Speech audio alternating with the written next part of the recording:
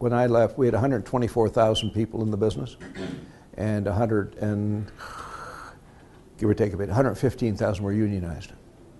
So that we needed to, and next to buying costs, labor costs are the highest cost in the business.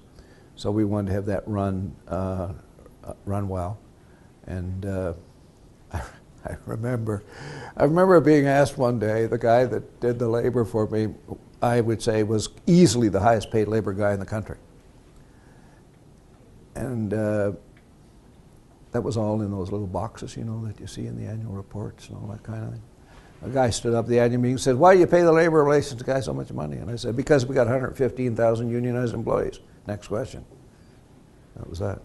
So we had those people at the front. Then we had a guy in Western Canada, a guy in Ontario, and a guy in the East, which was just the East. Then we bought business in Quebec, and we put that all under him. And then there were divisions underneath that, down and down and down. That's how I ran it. And then we had 3 major meetings, the group of us per year. And then I put on, as I said, about 200,000 miles a year seeing them. I never had a meeting in my office. I don't believe in that stuff about calling the people in and having a meeting in your office. I went out to them.